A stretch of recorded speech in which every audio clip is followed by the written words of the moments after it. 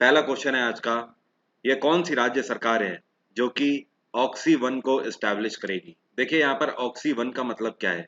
One का मतलब है फॉरेस्ट, जंगलों को स्थापित करेगी। और ऑक्सी नाम इसलिए लगा दिया गया है कि इसके पीछे मेन मोटो ये है कि शुद्ध ऑक्सीजन हमें मिले, इस वजह से नाम रखा गया है ऑक्सी वन। तो ऑक्सी वन एस्टैब्लिश किए जाएंगे हरियाणा में मनोहर लाल खट्टर की सरकार के द्वारा। खट्टर सरकार ने कहा है यहाँ पर कि ये ऑक्सी वन स्थापित करेंगे हरियाणा के अंदर 80 एकड़ एरिया में। तो हरियाणा सरकार के द्वारा 80 एकड़ एरिया में वनों की स्थापना करी जाएगी। और इसके तहत इन्होंने कहा है कि 10 तरीके के वन लगाए जाएंगे। कितने? 10 टाइप्स ऑफ फॉरेस्ट। जैसे कि कुछ इसमें से घने जंगल होंगे, डेंस फॉरेस्ट होंगे। कुछ इसमें से ऐसे जंगल होंगे जहां पर फूलों की तादाद ज्यादा होगी। कुछ ऐसे होंगे जो कि वॉक के लिए स्पेशली बने होंगे। ठीक है। तो अल्टीमेटली ये जो 10 तरीके के वन बनाए जाएंगे 80 एकड़ जमीन में, उसको बोला जाएगा ऑक्सी वन। ये किस लिए बनाया जा रहा है? ये लोगों के विजिट के लिए ही बनाया जा रहा है। इसके लिए कोई भी पैसा चार्ज नहीं किया जाएगा, फ्री ऑफ कॉस्ट लोग यहाँ पर वॉक कर सकें। और साथ में इसका मेन मोटो ये है कि लोगों को शुद्ध ऑक्सीजन की इंपॉर्टेंस पता लगे, ताकि वो पर्यावरण को पॉल्यूटेड होने से भी बचाएं आगे चल के। तो हरियाणा में खट्टर सरकार है और गवर्नर है यहाँ पर सत्यदेव नारायण आर्य। अच्छा, एक चीज और ध्यान रखिएगा, ये जो ऑक्सी वन है ये हरियाणा में कौन से डिस्ट्रिक्ट में स्थापित किया जाएगा? तो ध्यान रखिएगा, ये मोस्ट इंपॉर्टेंट क्वेश्चन है। ये हरियाणा में करनाल डिस्ट्रिक्ट में स्थापित किया जाएगा। कहाँ पर? करनाल में। और करनाल पूरे भारत में दूध का उत्पादन भी सबसे ज्यादा करता है। उत्तराखंड में तीरथ सिंह रावत की सरकार है, गवर्नर है बेबी रानी मौर्य। वेस्ट बंगाल में ममता बनर्जी की सरकार है, गवर्नर है जगदीप धनखड़। सिक्किम में PS तमांग की सरकार है और गवर्नर है यहाँ पर गंगा प्रसाद। अगला क्वेश्चन है, अभी हाल ही में जो फ्रेंच ओपन चल रहा है 2021 का, तो न्यूज ये है कि ये कौन से प्रोफेशनल टेनिस प्लेयर हैं जिन्होंने विड्रॉ कर लिया है खुद को फ्रेंच ओपन से। मतलब अभी ये फ्रेंच ओपन खेल रहे थे, लेकिन बीच टूर्नामेंट से ही इन्होंने खुद को विड्रॉ कर लिया है। ये हैं रोजर फेडरर। रोजर फेडरर कहाँ के खिलाड़ी हैं? ये स्विट्जरलैंड के खिलाड़ी हैं। आपको पता है रोजर फेडरर आज तक 20 ग्रैंड स्लैम जीत चुके हैं। कितने? 20। सिंगल्स टाइटल की अगर बात करें तो टोटल 20 ग्रैंड स्लैम ये अपने नाम कर चुके हैं। दुनिया में इनकी वर्ल्ड रैंक है इस टाइम पे 8th नंबर के बेस्ट प्लेयर हैं वर्ल्ड में। और रोजर फेडरर आपको बता दूं 2020 में सबसे ज्यादा कमाई वाले एथलीट थे। इनकी एक साल की कमाई 106 मिलियन डॉलर थी लास्ट ईयर।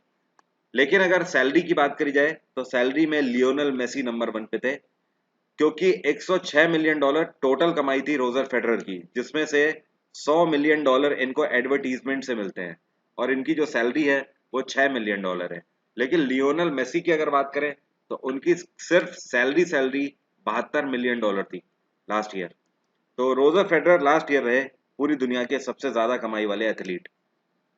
अगला क्वेश्चन है, who has become first French novelist to win international Booker prize 2021? अभी हाल ही में इंटरनेशनल बुकर प्राइज 2021 को जीतने के बाद ये पहले फ्रांसीसी नॉवेलिस्ट कौन बन गए हैं जिन्होंने इस टाइटल को जीता है? इनका नाम है डेविड डियोप। क्या नाम है? David Diop. इन्होंने एक नॉवेल लिखी थी, इस नॉवेल का नाम है at night all blood is black. यह किताब वर्ल्ड वॉर फर्स्ट के ऊपर लिखी गई किताब है। इस किताब के लिए ही इनको इंटरनेशनल बुकर प्राइज 2021 का दिया गया है। तो आज तक किसी भी फ्रांसीसी को इंटरनेशनल बुकर प्राइज नहीं मिला था, पहले बने हैं डेविड डियोप। अगला क्वेश्चन है, अभी हाल ही में यूनाइटेड नेशंस के द्वारा सस्टेनेबल डेवलपमेंट गोल्स 2030 का एजेंडा लॉन्च किया गया। मतलब कहने का देखो है क्या, यूएन हर साल एक रिपोर्ट जारी करता है और इस रिपोर्ट का नाम है सस्टेनेबल डेवलपमेंट गोल, या आप इसको SDG 2030 एजेंडा भी बोल सकते हो। तो जिसके तहत भारत ने कौन सी रैंक सिक्योर करी? भारत ने इस बार 170वीं रैंक सिक्योर करी है। पिछले बार भारत ने 115वीं रैंक सिक्योर करी थी। इस साल भारत 2 पायदान नीचे खिसक गया, तो 2 पायदान का लॉस हुआ है भारत को। 170वीं रैंक इस बार सिक्योर करी। यहाँ पर मैं आपको समझा देता हूँ। देखिए, यूनाइटेड नेशंस के द्वारा सस्टेनेबल डेवलपमेंट गोल्स बनाए गए हैं और ये गोल्स कितने हैं? टोटल ये 17 गोल्स हैं। ये जो 17 गोल्स हैं ये सब आपके सामने लिखे हुए हैं। इन 17 गोल में आप देख लीजिए क्या क्या चीजें हैं, जैसे कि नो पावर्टी, किसी भी देश में गरीबी नहीं होनी चाहिए। नो हंगर, भुखमरी नहीं होनी चाहिए।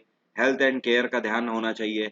क्वालिटी एजुकेशन मिलनी चाहिए, जेंडर इक्वालिटी होनी चाहिए, क्लीन वाटर और सफाई की फैसिलिटी होनी चाहिए, और क्लाइमेट एक्शन होना चाहिए। मतलब इस तरीके से मिलाकर टोटल अगर बात करी जाए तो ये 17 टारगेट हैं। अगर इन 17 टारगेट को कोई भी देश अचीव कर लेता है तो वो देश डेवलप्ड कंट्री कहलाता है, या फिर आप बोल सकते हो उस देश में किसी भी तरीके की कोई दिक्कत नहीं है, वो देश पूरे तरीके से संपन्न देश कहलाता है। तो ये जो 17 गोल निर्धारित किए गए हैं यूएन के द्वारा, हर साल इसकी रिपोर्टिंग ली जाती है, और इसके लिए टारगेट लिया गया है 2030 तक का, कि दुनिया के सभी देशों को 2030 तक ये एजेंडा क्या करना है, अचीव कर लेना है। तो 2015 में इसकी स्थापना करी गई थी यूएन के द्वारा, और इसमें पता है पूरी दुनिया के 193 कंट्रीज शामिल हैं। तो 193 कंट्रीज की लिस्ट में भारत ने 170वीं रैंक सिक्योर करी है। लेकिन मुश्किल वाली बात यह है, या खराब बात यह है, कि हमारे जो पड़ोसी देश हैं उनमें से कुछ ऐसे देश हैं जिनसे भारत की रैंक नीचे रही। जैसे कि नेपाल हमसे इस रैंक में ऊपर है इस टाइम पे, भूटान भी ऊपर है, श्रीलंका भी ऊपर है, और बांग्लादेश भी ऊपर है। और बाय द वे भारत ने 170वीं रैंक सिक्योर करी है, तो 100 में से भारत का स्कोर कितना रहा? भारत ने अंक यहाँ पर सिक्योर किए हैं 61.9।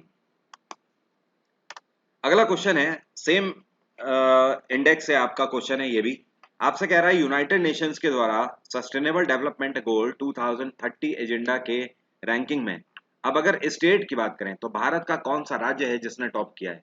तो भारत का केरल राज्य है जिसने टॉप किया, नंबर 1। मतलब कहने का ये है कि यूएन की एसडीजी 2030 एजेंडा के आधार पर अगर ये बोला जाए कि भारत में कौन सा राज्य है जो कि इन 17 तरीके के गोल्स पर सबसे ज्यादा फोकस कर रहा है, तो आपका आंसर क्या होगा? केरल। नंबर 2 पर कौन सा रहा? हिमाचल प्रदेश। और नंबर 3 पर रहा चंडीगढ़। तो ये टॉप 3 हैं जो आपके सामने हैं, ध्यान रखिएगा। केरल में पिनाराई विजयन की अभी हाल ही में सरकार आई है, ये दूसरी बार वहां के मुख्यमंत्री बने हैं, और यहाँ पे गवर्नर हैं आरिफ मोहम्मद खान। हिमाचल प्रदेश में जयराम ठाकुर की सरकार है, गवर्नर है बंडारू दत्तात्रेय। चंडीगढ़ में गवर्नर है वीपी बदनौर, और हरियाणा में खट्टर सरकार है, गवर्नर है सत्यदेव नारायण आर्य। अगला क्वेश्चन है, अभी हाल ही में ये जो आपको पिक्चर में दिख रहे हैं इनका नाम है अनिरुद्ध जुगनौथ, इनका निधन हो गया। ये कौन से देश के प्रधानमंत्री और राष्ट्रपति रह चुके हैं? अनिरुद्ध जुगनौथ, जो इस टाइम पर प्रविंद जुगनौथ हैं, मॉरिशस के प्रधानमंत्री, उनके पिता थे। तो इनका अभी हाल ही में निधन हो गया। तो ये मॉरिशस से बिलोंग करते थे, और इस टाइम पर मॉरिशस के प्रधानमंत्री अनिरुद्ध जुगनौथ के बेटे, इनका नाम है प्रविंद जुगनौथ है। ठीक है, तो अभी हाल ही में इनका निधन हो गया, 91 वर्ष की उम्र में इनका निधन हुआ है। और आपको एक इंटरेस्टिंग फैक्ट बताऊं, अनिरुद्ध जुगनौथ को भारत सरकार की तरफ से पद्म विभूषण से भी सम्मानित किया जा चुका था। तो इसी वजह से अभी हाल ही में 5 जून को प्रधानमंत्री नरेंद्र मोदी के द्वारा भारत में नेशनल मॉर्निंग डे डिक्लेयर किया गया। मतलब कहने का राष्ट्रीय शोक अवकाश डिक्लेयर किया गया, भारत बंद की घोषणा करी गई थी। ओके, मॉरिशस की कैपिटल क्या है? यहाँ की कैपिटल है पोर्ट लुइस। नेपाल की कैपिटल है काठमांडू। मालदीव्स की कैपिटल है माले। सिंगापुर की कैपिटल है सिंगापुर सिटी। अगला क्वेश्चन है, ये कौन सी राज्य या फिर यूटी सरकार है जिसके द्वारा अभी हाल ही में जहां वोट वहां वैक्सीनेशन नाम का एक कैंपेन जारी किया गया है? यह अरविंद केजरीवाल की सरकार, मतलब दिल्ली सरकार के द्वारा जहां वोट वहां वैक्सीनेशन नाम का कैंपेन अभी हाल ही में जारी किया गया है। इसका मेन मोटो यह है कि अरविंद केजरीवाल का कहना है इसके तहत कि अगले 1 महीने में, ये अगले 4 हफ्ते में, मतलब 1 महीने में, इनका कहना है कि दिल्ली के अंदर 45 साल तक के जितने भी लोग हैं, ओके, 45 साल से ऊपर के जितने भी लोग हैं, उनमें से कोई भी व्यक्ति नहीं बचना चाहिए कोविड वैक्सीन को लेकर। मतलब कहने का 45 साल से ऊपर के जितने भी लोग हैं सबको वैक्सीन लग जाना चाहिए। तो इनमें से ज्यादातर के ऐसे केसेस हैं जिनकी सेकेंड डोज बाकी है। तो दिल्ली सरकार इसके तहत टारगेट लेकर चल रही है कि अगले 1 महीने में 45 वर्ष से ऊपर के जितने भी लोग हैं जिनका सेकेंड डोज बचा हुआ है कोविड का, उनको सेकेंड डोज लग जाएगा हर हाल में। उसके बाद सेकेंड फेज में 18 से लेकर 44 साल तक के लोगों पर फोकस करेंगे। तो इसके लिए इसका जो ये इन्होंने नाम रखा है जहां वोट वहां वैक्सीनेशन, इसका मेन मकसद ये है कि जहां पर लोगों ने अपना वोट दिया था, जो पोलिंग बूथ था, वहीं पर उनका वैक्सीनेशन लगेगा फ्री ऑफ कॉस्ट। ठीक है, तो इसी वजह से इन्होंने ट्वीट भी किया कि योजनाबद्ध तरीके से बूथ स्तर पर वैक्सीन लगाने की तैयारी, आज से जहां वोट वहां वैक्सीनेशन अभियान शुरू हो रहा है। जहां वोट डाली थी वहीं जाकर वैक्सीनेशन लगवाएं। ठीक है, तो ये मेन मोटो है इसका। और यहाँ पे गवर्नर कौन है? अनिल बैजल। पंजाब में कैप्टन अमरिंदर सिंह की सरकार है, गवर्नर है वीपी बदनौर। राजस्थान में अशोक गहलोत की सरकार है, गवर्नर है यहाँ पर कलराज मिश्र। और तेलंगाना में चंद्रशेखर राव की सरकार है, गवर्नर है तमिलसाई सुंदरराजन। अगला क्वेश्चन है, ये कौन सी कंपनी है जिसके ऊपर अभी हाल ही में $268 मिलियन का फाइन लगा दिया गया है? और ये फाइन इसलिए लगाया है क्योंकि इन्होंने डिजिटल एडवर्टाइजिंग पावर का मिसयूज किया है। ये कंपनी है गूगल। गूगल के ऊपर अभी हाल ही में $268 मिलियन का फाइन लगाया गया है। ये फाइन किसने लगाया?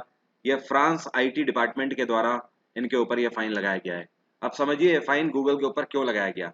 फ्रांस आईटी डिपार्टमेंट का कहना है कि फ्रांसीसी सर्वर्स के ऊपर गूगल अनफेयरली अपने बिजनेस ऑक्शन एडवर्टीजमेंट भेज रहा है। मतलब कहने का कि अगर परमिशन नहीं भी दे रहे हैं तो उसके बाद भी गूगल बाय डिफॉल्ट एडवर्टीजमेंट भेज रहा है। और ये एडवर्टीजमेंट बिजनेस को बूस्ट करने के लिए है और साथ में ये ऑक्शन एड से भी जुड़े हुए हैं। मतलब कहीं कहने का मतलब दुनिया भर में किसी भी चीज की अगर नीलामी लग रही है, बिडिंग हो रही है, बोली लग रही है, तो इस तरीके के एडवर्टीजमेंट भी गूगल भेज रहा है। तो जिसकी वजह से गूगल के ऊपर $268 मिलियन का फाइन अभी हाल ही में चार्ज किया गया है। गूगल ने क्या किया इसके तहत? गूगल ने इस फाइन को ऑप्ट किया है। गूगल ने कहा है कि वो इस फाइन को जरूर भरेंगे और साथ में गूगल ने प्रॉमिस किया है कि उनके सर्वर पर जितने भी ऐसे एडवर्टीजमेंट गए हैं उनको वो फिक्स भी कर देंगे। मतलब कहने का वो सारी चीजें पैच करके देंगे गूगल। गूगल की स्थापना 1998 में करी गई थी। इसका हेडक्वार्टर है कैलिफोर्निया और इसके सीईओ हैं सुंदर पिचई। माइक्रोसॉफ्ट की स्थापना 1975 में करी गई थी और इसके सीईओ हैं सत्य नडेला। ट्विटर के सीईओ हैं जैक डॉर्सी और इसकी स्थापना 2006 में करी गई थी। फेसबुक के सीईओ हैं मार्क जुकरबर्ग और इसकी स्थापना 2004 में करी गई थी। अगला क्वेश्चन है, अभी हाल ही में Uttar Pradesh human right commission के नए चेयरपर्सन कौन बनाए गए हैं? तो यूपी एचआरसी के नए चेयरपर्सन बनाए गए हैं। इनका नाम है बालकृष्ण नारायण। बीके नारायण अभी हाल ही में बने हैं यूपी एचआरसी के चेयरपर्सन। और ये कौन है? ये इलाहाबाद हाईकोर्ट के रिटायर्ड जज हैं। तो अब आपको पता है ह्यूमन राइट कमीशन, चाहे सेंट्रल ह्यूमन राइट कमीशन की बात करें चाहे स्टेट ह्यूमन राइट कमीशन की बात करें, दोनों में से कोई भी चेयरपर्सन होगा, दोनों के चेयरपर्सन का कार्यकाल कितना होता है? 5-5 साल का कार्यकाल होता है। और साथ में मैक्सिमम रिटायरमेंट एज कितनी होती है? 70 साल। तो कहने का मतलब 5 साल या फिर 70 साल के जब तक नहीं हो जाते, दोनों में से जो कंडीशन सेटिस्फाई हो जाएगी पहले, तब तक ये अपनी पोस्ट पर रहेंगे। अगला क्वेश्चन है, कौन सी राज्य सरकार है जिसके द्वारा अभी हाल ही में पिंक बूथ्स लॉन्च किए गए हैं कोविड वैक्सीनेशन के लिए? तो कोविड वैक्सीन लगाने के लिए पिंक बूथ लॉन्च किए गए हैं उत्तर प्रदेश सरकार के द्वारा। योगी आदित्यनाथ की सरकार ने इसको लॉन्च किया है। इसका मेन मोटो ये है कि महिलाओं के लिए जारी किया गया है पिंक बूथ। और ये उत्तर प्रदेश के अंदर 18 वर्ष से लेकर 44 वर्ष तक की महिलाओं के लिए लॉन्च किया गया है। ऐसी महिलाएं जो कि सिर्फ ऐसे कैंपेन में जाना चाहती हैं या ऐसे पर्टिकुलर जोन में जाना चाहती हैं जहां पर सिर्फ महिलाओं को ही वैक्सीनेट किया जा रहा है, वो इन बूथ्स में जाकर टीकाकरण करवा सकती हैं कोविड का। उत्तर प्रदेश सरकार के द्वारा इसको पूरे 75 जिलों के अंदर स्टार्ट कर दिया गया है। 75 डिस्ट्रिक्ट में ये फैसिलिटी स्टार्ट कर दी गई है। और यहाँ पे गवर्नर हैं आनंदीबेन पटेल। मध्य प्रदेश में शिवराज सिंह चौहान की सरकार है, यहाँ पर भी गवर्नर आनंदीबेन पटेल ही हैं। गोवा में प्रमोद सावंत की सरकार है, गवर्नर हैं भगत सिंह कोश्यारी। मणिपुर में बीरेन्द्र सिंह की सरकार है और गवर्नर हैं नजमा हेपतुल्ला। अगला क्वेश्चन है, अभी हाल ही में छत्रपति शिवाजी महाराज की कौन सी कोरोनेशन सेरेमनी मनाई गई? कोरोनेशन सेरेमनी का मतलब होता है हिंदी में राज्याभिषेक। राज्याभिषेक का मतलब समझते हैं ना, जब कोई राजा महाराजा अपने टाइम पीरियड पे राज मुकुट धारण करते थे या फिर गद्दी को धारण करते थे तो एक सेरेमनी कंडक्ट करी जाती थी, उसको राज्याभिषेक बोला जाता था। तो छत्रपति शिवाजी महाराज का जो राज्याभिषेक हुआ था, ये दिन था 6 जून 1674। तो आज चल रहा है क्या, 2021 चल रहा है ना, तो इस बार हम लोगों ने 348वीं कोरोनेशन सेरेमनी मनाई छत्रपति शिवाजी महाराज की। अगला क्वेश्चन है, government of India has allocated how much amount to Uttarakhand under health sector? अभी उत्तराखंड में तीरथ सिंह रावत की सरकार को केंद्र सरकार के द्वारा हेल्थ सेक्टर में कितनी धनराशि आवंटित करी गई है? तो हेल्थ केयर के लिए केंद्र सरकार ने 894 करोड़ की धनराशि आवंटित करी है। आपको यहाँ पर एक चीज और बता दूं, किसी भी राज्य सरकार को केंद्र सरकार के द्वारा हेल्थ सेक्टर में दी जाने वाली धनराशि में ये आज तक की सबसे बड़ी धनराशि है। उत्तराखंड में तीरथ सिंह रावत की सरकार है, गवर्नर है यहाँ पर बेबी रानी मौर्य। ध्यान रखना, मैंने आपको कुछ टाइम पहले बताया था, इस साल की शुरुआत में उत्तराखंड के अंदर एक नई लेक बनाई गई थी। इस लेक का नाम है सूर्यधर लेक। क्या नाम है? सूर्यधर लेक। ये जो सूर्यधर लेक है ये मैन मेड लेक है, मतलब आर्टिफिशियल लेक है। इसको क्यों बनाया गया? इसकी मदद से उत्तराखंड के अंदर 20 गांवों को पीने के पानी की फैसिलिटी और सिंचाई के पानी की फैसिलिटी दी जाएगी। साथ में यहाँ पर वाटर स्पोर्ट की भी फैसिलिटी पर्यटकों के लिए लगाई गई है।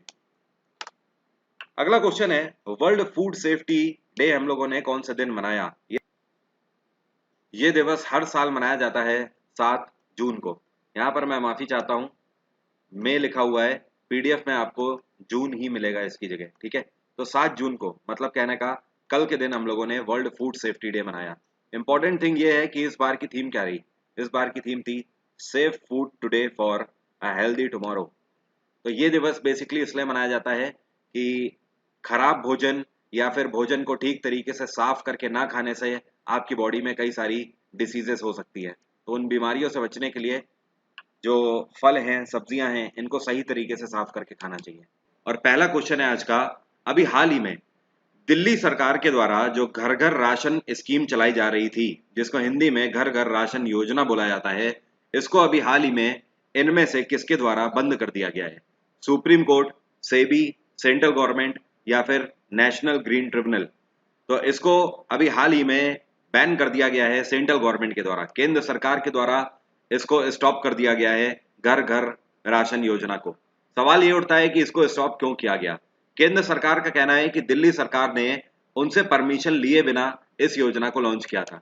इस योजना के बारे में आपको बता देता हूं। यहाँ पर घर घर रेशन योजना का मेन मकसद यह है कि कोविड पैंडेमिक के तहत अरविंद केजरीवाल की सरकार का इसके तहत यह प्रॉमिस था कि जो बिलो पॉवर्टी लाइन लोग हैं, गरीबी रेखा के नीचे हैं, उनको राशन लेने जाने की जरूरत नहीं पड़ेगी, उनके घर पे ही उनको मंथली राशन पहुंचा दिया जाएगा। तो ये स्कीम है घर घर रेशन योजना।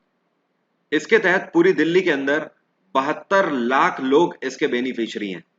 तो 72 लाख लोगों को इसका फायदा मिल रहा था घर घर राशन योजना को। अब देखने वाली बात होती है कि ये कब से रिज्यूम होती है। फिलहाल इसको बैन कर दिया गया है। अगला क्वेश्चन है, Mamata Banerjee appointed whom as the national general secretary of TMC? Mamata Banerjee के द्वारा अभी हाल ही में टीएमसी मतलब तृणमूल कांग्रेस, जो कि उनकी पार्टी है, इस पार्टी के राष्ट्रीय महासचिव के रूप में किसको अपॉइंट किया गया है? ममता बनर्जी ने अभिषेक बनर्जी को अपॉइंट किया है टीएमसी के राष्ट्रीय महासचिव मतलब नेशनल जनरल सेक्रेटरी के रूप में अपॉइंट किया है। आपको बता दूं, अभिषेक बनर्जी ममता बनर्जी के भतीजे हैं, तो इन्होंने अपने भतीजे को अपॉइंट किया है। और टीएमसी जो तृणमूल कांग्रेस है, ममता बनर्जी की पार्टी, इसने इस बार विधानसभा के इलेक्शन में कितनी सीटें जीती? इस पार्टी को 213 सीटें पर विजयी प्राप्त हुई। और ममता बनर्जी लेकिन अपनी कॉन्स्टिट्यूएंसी से हार गई थी। और ध्यान रखिएगा, ऐसे में क्या होता है, अगले 180 दिन के अंदर ममता बनर्जी को मेंबर बनकर आना पड़ेगा स्टेट लेजिस्लेचर का। अगर वो मेंबर नहीं बन पाती हैं तो उस केस में उन्हें इस्तीफा भी देना पड़ सकता है। अगला क्वेश्चन है, नासा के द्वारा अभी हाल ही में 2 मिशन लॉन्च किए गए हैं और इन दोनों मिशन में से एक का नाम है दा विंसी और दूसरे का नाम है वेरिटास। तो दा विंसी और वेरिटास नाम के जो दोनों मिशन लॉन्च किए गए हैं, ये कौन से प्लैनेट की स्टडी करेंगे? ये स्टडी करेंगे शुक्र की, मतलब वीनस की स्टडी करेंगे, जिसके लिए वेरिटास और दा विंसी नाम के 2 मिशन लॉन्च किए हैं नासा ने। आपको बता दूं, ये दोनों मिशन एक्सपेक्टेड है 2028 से 2030 के बीच में। नासा की स्थापना 1958 में करी गई थी। इसका हेडक्वार्टर है वॉशिंगटन। यहाँ पर एक चीज आपको और ध्यान रखनी है, इन दोनों प्रोजेक्ट की एस्टिमेटेड कॉस्ट नासा के द्वारा बताई गई है $500 मिलियन। कितनी? $500 मिलियन। $500 मिलियन की मदद से ये दोनों प्रोजेक्ट नासा लॉन्च करेगा, जो कि शुक्र ग्रह में जाकर रिसर्च करेंगे और डिस्कवर कर सकते हैं और भी कई सारी चीजें। वीनस की अगर बात करें तो आपको पता होना चाहिए, इसी को इवनिंग स्टार के नाम से भी जाना जाता है, इसी को मॉर्निंग स्टार भी बोला जाता है, इसी प्लैनेट को बलून ऑफ गैसेस के नाम से भी जाना जाता है। आपको पता है शुक्र ग्रह सूर्य का एक चक्कर कितने दिनों में लगा लेता है? जैसे पृथ्वी 365 दिनों में एक चक्कर लगाती है, वैसे ही शुक्र ग्रह लगभग लगभग 225 दिनों में एक चक्कर लगा लेता है। कई सारी किताबों में अलग अलग इसके आंसर दिए रहते हैं, तभी मैंने बोला लगभग 225 दिनों में एक चक्कर लगा लेता है। और वीनस की कितनी सैटेलाइट है? वीनस की एक भी सैटेलाइट नहीं है, 0 सैटेलाइट है, ध्यान रखिएगा।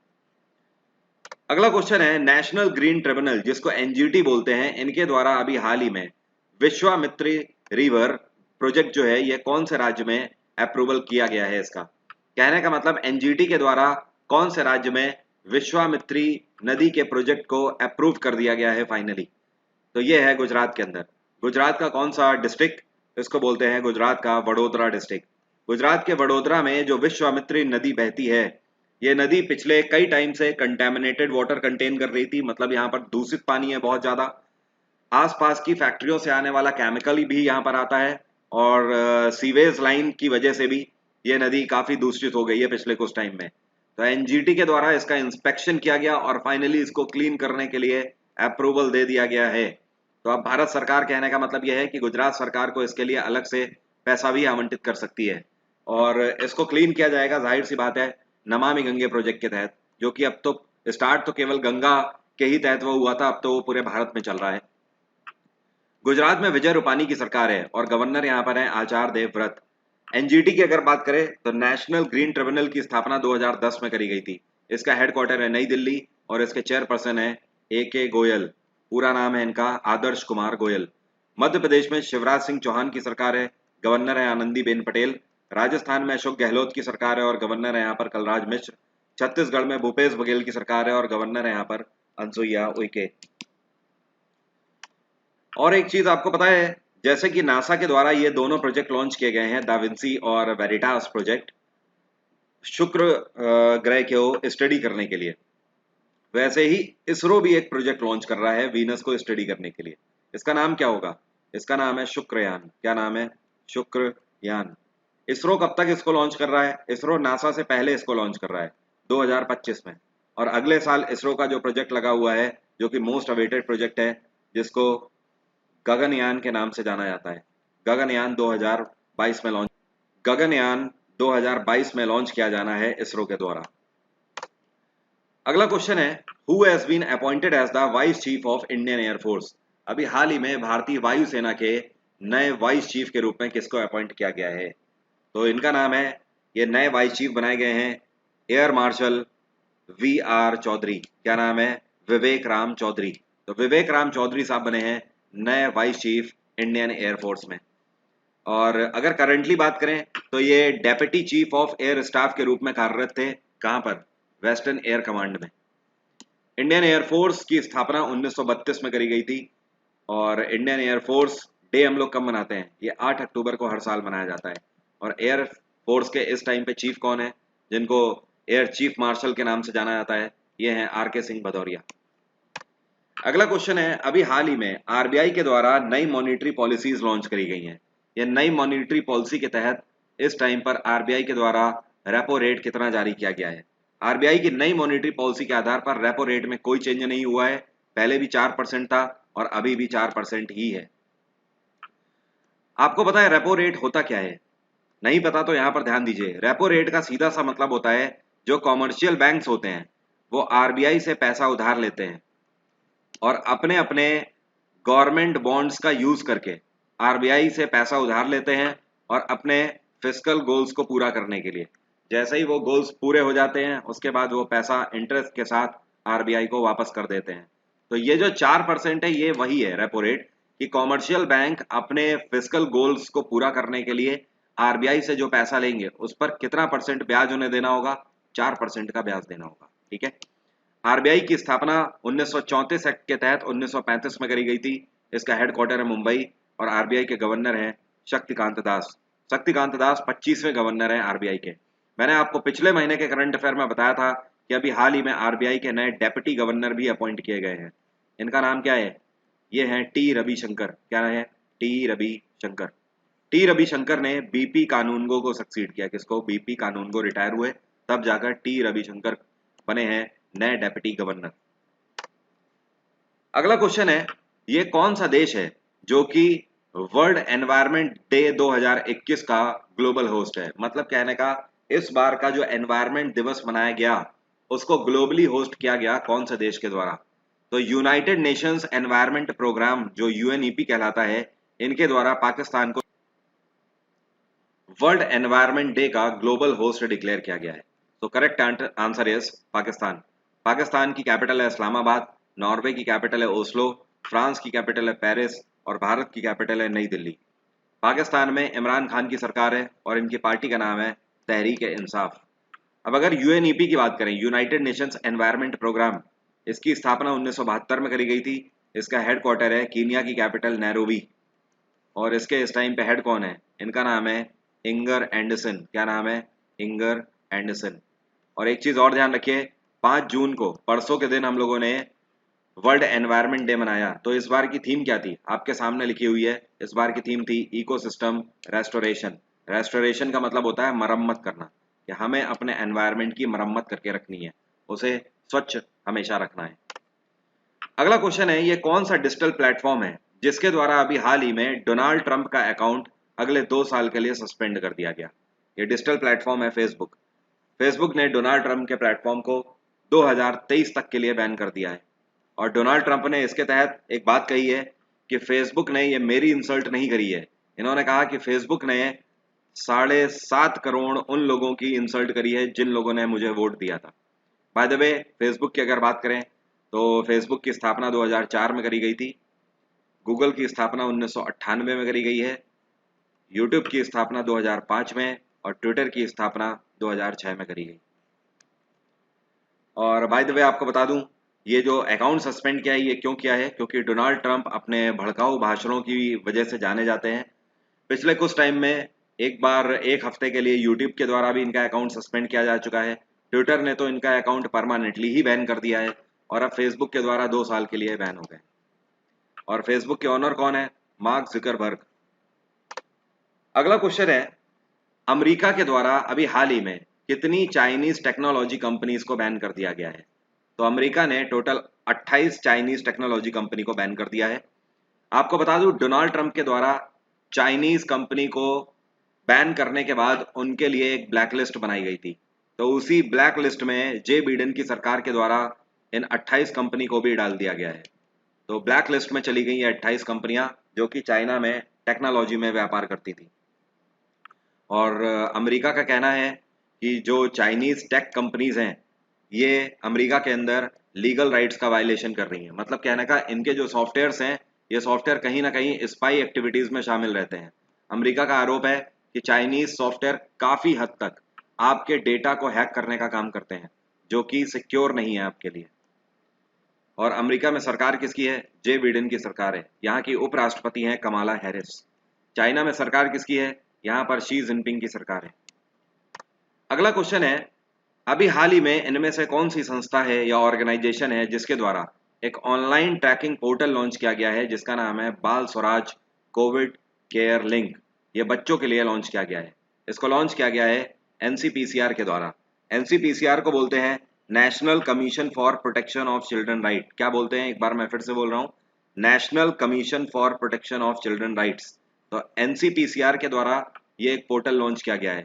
ये पोर्टल ऐसे बच्चों के लिए लॉन्च किया गया है जिन्होंने कोविड पैंडेमिक के तहत अभी अपने माँ बाप को खो दिया है, जिनके माँ बाप इस दुनिया में नहीं रहे। तो उनकी देखभाल करने के लिए बाल स्वराज पोर्टल पर अगर आप ऐसे किसी बच्चे की मदद करना चाहते हो तो आप उसको यहाँ पर रजिस्टर कर सकते हो और सरकार की तरफ से उस बच्चे को उसी के घर में प्रॉपर ट्रैक किया जाएगा कि वो बच्चा पढ़ाई कर रहा है या नहीं कर रहा है। साथ में उसकी देखभाल भी करी जाएगी। ये सब एनसीपीसीआर के द्वारा लॉन्च किए गए बाल स्वराज पोर्टल के थ्रू पॉसिबल हो पाएगा। इसको लॉन्च किया गया है स्मृति ईरानी के द्वारा, क्योंकि उनके पास women and child development ministry है। और अगर एनसीपीसीआर की अगर हम बात करें तो इसकी स्थापना 2007 में करी गई थी। इसका हेडक्वार्टर है नई दिल्ली और इसके इस टाइम पे चेयरपर्सन है प्रियांक कानूनगो। क्या नाम है? प्रियांक कानूनगो। और ये जो बाल Swaraj Covid care link launch किया गया है, आपको पता है ये protection of child right act 2005 के तहत लॉन्च किया गया है। और ये जो एनसीपीसीआर है ये भी protection of child right act 2005 के ही तहत इसकी स्थापना भी करी गई थी। तभी इसकी स्थापना आप देख रहे हो 2007 में करी गई। ये क्वेश्चन काफी इंपॉर्टेंट है, आज का सबसे बेहतरीन क्वेश्चन और काफी इंटरेस्टिंग न्यूज है। ये कौन सी राज्य सरकार है जिसने अभी हाल ही में मुख्यमंत्री अनुप्रति कोचिंग योजना लॉन्च करी है। यह है राजस्थान में अशोक गहलोत की सरकार, इनके द्वारा मुख्यमंत्री अनुप्रति कोचिंग योजना लॉन्च करी गई है। अब समझो ये अनुप्रति कोचिंग योजना है क्या। पहली बात तो ये कि ऐसी योजना आज तक किसी भी राज्य सरकार के द्वारा नहीं लॉन्च करी गई है पूरे भारत में।